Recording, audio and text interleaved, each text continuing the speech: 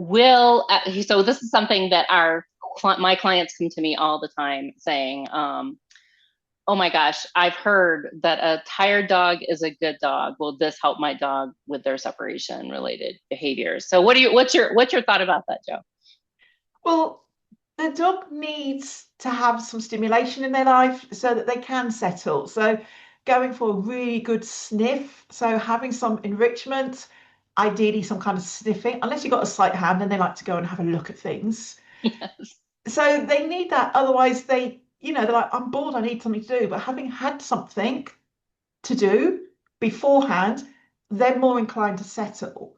But more physical exercise is the wrong thing because it just gets them wired and excited and super fit and expecting more exercise.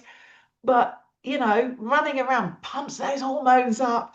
And I always like to say to my clients, it's like, well, you can't just like try and tire them out because they're just going to get fitter and fitter. You know, it's like living with a top athlete. Unless you want to be a top athlete, it's going to be really difficult. But as soon as they come back, it's like you've gone to see your favorite, I don't know, band or rock star or something. You, your adrenaline's up here.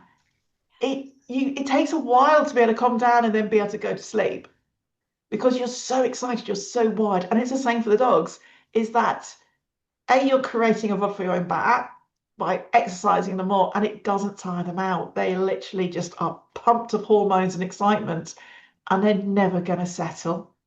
And it just makes it harder. You just want to do, I know, about 10 minutes of a sniffy walk around the block. These are the dogs that can cope being outside and aren't over anxious, obviously, out and about in the environment. So even if it's just some find it games indoors, a chance to toilet, then they're going to be much, much happier. I mean, I'm not that fit. So the thought of just constantly exercising my dog fills me with dread. Right. Absolutely. I totally get it. And yeah, I mean, yes. So I completely agree. When I hear this, I'm like, yes. And you do want to make sure your dog is getting some exercise. And if a highly fit dog is your goal, then definitely, create that super athlete. They're amazing that way. Mm. And that's not necessarily going to help with the separation related behaviors. In fact, you might be creating a dog with a lot of expectations for exercise that maybe on a daily basis you can't meet. And then you actually have a dog who's expecting a lot of exercise. His body is conditioned to have a lot of exercise. Yeah, And then they find it especially hard to settle when you're gone. I agree. yeah. And also, if you're just thinking, I'm going to do more and more exercise, it's more and more time out of your day. Hmm. And then, well, I haven't got time to do the separation training because we're out for like 3, 4 hours a day. I'm like, you've got to have a life as well. Right.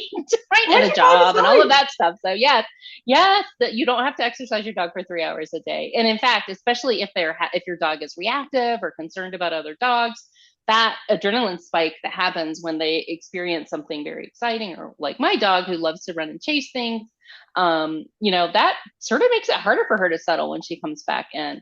And so unless you have those 3 hours to exercise and then the 2 hours for the dog to calm down afterwards, and who knows if the 2 hours will be enough, then you're gonna get there. And we But don't then you expect might our get some time to go to the shop for your for your pint of milk for your coffee that you were desperate for 5 hours ago. right, right, exactly. So let's not set up that pattern. Let's set up some nice calm stuff. And yeah, I agree. The sniffy walks. Oh my gosh, they're really wonderful. And even creating a little sniffari in your own home can be an easy thing to do. So there's lots of different ways, and we're both of us, I'm sure, are coaching. I know I am, and I'm from talking to you. I know you are too, helping our clients create an enrichment, um, an exercise program that's doable and that can help their dog be in a better position to relax when it's time to be left alone. And also to give them the different types of enrichment, so like crunching around in cardboard boxes and things like that, Mhm. it builds confidence. And that That's all helps. It's not just a separation anxiety. This dog is anxious because they're nervous. So anything we can do to help build their confidence and resilience, and if that means enrichment at home and exercise at home by, I know, lots of training, we can do lots of, I know, sit down stands and positioning. So that's some physical exercise, some search it games. That's exercise and using their nose and brain. That's going to tire them out just as much, and you're still getting some physical exercise out of them. It doesn't right. have to You're be, creating those power lifters yeah, like dogs going to, rather than the ultra exactly. marathoners. It's like the gym compared to running around the city, pounding pavements.